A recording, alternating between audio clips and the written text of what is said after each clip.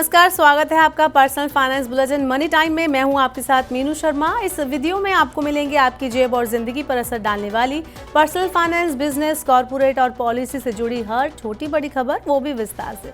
तो चलिए देर किस बात की, फटाफट शुरू करते हैं खबरों का सिलसिला।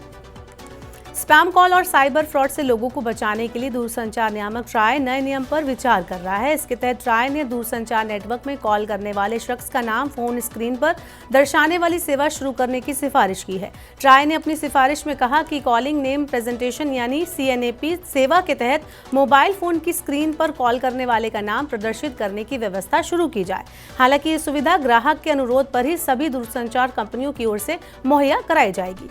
ट्राई ने कहा कि सरकार को एक तय तारीख के बाद भारत में बेचे जाने वाले सभी फोन में CNAP सुविधा उपलब्ध कराने के लिए दूरसंचार कंपनियों को उपयुक्त निर्देश जारी करना चाहिए। भारतीयों के खाने पीने की चीजों पर खर्च का तरीका बदल रहा है। 2022-23 के हाउस होल्ड कंजप्शन एक्सपेंडिचर सर्वे के मुताबिक भारतीय पहले की तुलना में खाने पीने की चीजों पर अब कम खर्च कर रहे हैं। नेशनल सैंपल सर्वे ऑफिस के सर्वे में पता चलता है कि भारतीय अनाज की तुलना में दूध, फल और सब्जियों पर ज्यादा खर्च कर रहे हैं। इसमें भी दूध पर खर्च बाकी चीजों की तुलना में ज्यादा है। इसके अलावा टॉप 5% परिवार बॉटम 5% परिवार के मुकाबले खाने पीने की चीजों पर 10 गुना ज्यादा खर्च कर रहे हैं। शेयर मार्केट रेगुलेटर सेबी के पूर्णकालिक सदस्य कमलेश चंद्र वाणिश्य ने पूंजी बाजार में हेरफेर के प्रति सावधान करते हुए ब्रोकर्स को सतर्क रहने और ऐसी गतिविधियों पर रोक लगाने के लिए कहा है। शेयर बाजार में गड़बड़ियों पर नकेल कसते हुए सेबी विभिन्न संस्थाओं के खिलाफ हेरफेर के लिए कार्रवाई कर रही है। उन्होंने कहा कि कुछ ब्रोकर हेराफेरी में शामिल हैं और ब्रोकर समुदाय को नजर रखनी चाहिए क्योंकि सिस्टम में बुरे तत्व आ सकते हैं। उन्होंने कहा कि हम जांच के लिए AI का उपयोग कर रहे हैं और कई अन्य चीजों के लिए भी इसका उपयोग कर रहे हैं। कॉल करने वाले की पहचान से संबंधित ऐप ट्रू कॉलर ने भारत में AI से संचालित कॉल रिकॉर्डिंग सुविधा शुरू करने की घोषणा की है।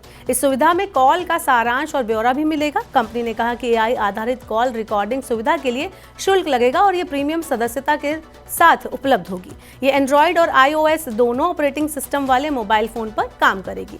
इस सुविधा के तहत यूजर्स को सीधे ट्रू कॉलर ऐप में इनकमिंग और आउटगोइंग कॉल रिकॉर्ड करने की क्षमता होगी। भारतीय होटल उद्योग को अगले वित्त वर्ष 2024-25 में 7 से 9% की राजस्व वृद्धि दर्ज करने की उम्मीद है।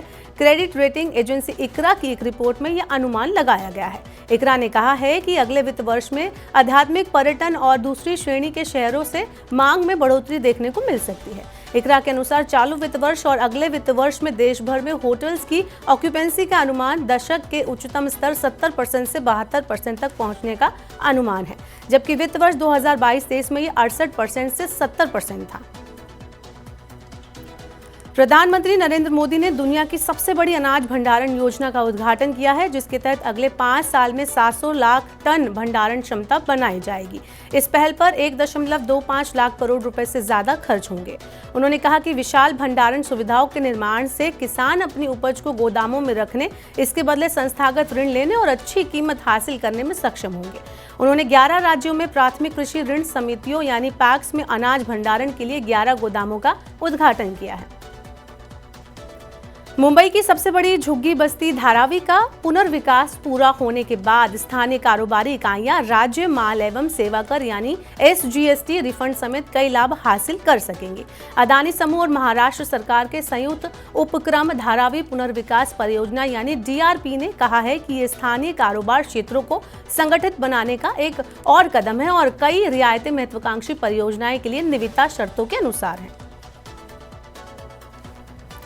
संकट का सामना कर रही एडटेक कंपनी बायजू के संस्थापक बायजू रविंद्रन ने कर्मचारियों को एक पत्र लिखकर कहा है कि वह CEO बने रहेंगे और प्रबंध में कोई बदलाव नहीं होगा। बीते शुक्रवार को कंपनी के शेयरधारकों ने कंपनी में कथित कुप्रबंधन और विफलताओं के चलते संस्थापक CEO रविंद्रन और उनके परिवार को बोर्ड से हटाने के लिए मतदान किया था। रविंद्रन ने कंपनी संस्थापकों की अनुपस्थिति में की गई वोटिंग को अमान्य और अप्रभावी बताया है। उन्होंने निवेशकों द्वारा नेतृत्व परिवर्तन के लिए मतदान करने के एक दिन बाद अपने पत्र में शुक्रवार की EGM को तमाशा करार दिया। अमेरिका ने दक्षिण अमेरिकी देश वेनेजुएला की सरकार को धमकी दी है कि उन्होंने अगर 18 अप्रैल से पहले स्वतंत्र चुनाव नहीं कराए तो उनके खिलाफ नए सिरे से आर्थिक प्रतिबंध लगाए जाएंगे। वेनेजुएला पर अगर आर्थिक प्रतिबंध लगते हैं तो वहां से भारत को होने वाली तेल सप्लाई प्रभावित हो सकती है। पिछले साल ही अमेरिका ने वेनेजुएला से आर्थिक प्रतिबंधों में ढील दी थी, जिसके बाद भारत ने उससे कच्चे तेल की खरीद शुरू की थी। लेकिन अब अमेरिका फिर से प्रतिबंध लगाता है तो वो खरीद रुक सकती है। सरकार तुअर दाल पर न्यूनतम आयात मूल्य तय करने के लिए विचार बना रही है। व्यापारियों पर परिस्थितियों का फायदा उठाकर तुअर दाल की कीमतों में हेरफेर का आरोप है। बढ़ती कीमतों पर लगाम और कारोबारियों पर सख्ती के लिए सरकार तुअर दाल पर न्यूनतम आयात मूल्य यानी MIP लगाने के प्रस्ताव पर विचार कर रही है। तुअर दाल का एक बड़ा हिस्सा म्यांमार, मलावी और मोजाम्बिक समेत कुछ अफ्रीकी देश से आयात किया जाता है। शेयर बाजारों में सोमवार को लगातार दूसरे सत्र में गिरावट दर्ज की गई। 30 शेयरों वाला BSE सेंसेक्स 352.67 अंक की गिरावट के साथ 72,790.13 अंक पर बंद हुआ। नेशनल स्टॉक एक्सचेंज यानी निफ्टी भी 90.65 अंक की गिरावट के साथ 22,122.05 अंक पर बंद हुआ। सेंसेक्स के 26 शेयर नुकसान में जबकि 4 शेयर मुनाफे में रहे। वहीं निफ्टी के 50 शेयरों में से 37 शेयर नुकसान में रहे।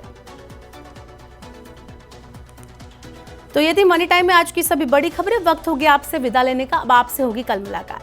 पर्सनल फाइनेंस से जुड़ी खबरों को पढ़ने, सुनने, उनसे जुड़े खास कार्यक्रमों को देखने के लिए आप मनी 9 के सुपर ऐप को जरूर डाउनलोड कर लें। साथ ही आज का हमारा मनी टाइम आपको कैसा लगा, नीचे कमेंट बॉक्स में हमें अपनी राय जरूर दें। फिलहाल के लिए इस बुलेटिन में इतना ही। बने रहिए मनी 9 के साथ। नमस्कार, शुभ रात्रि।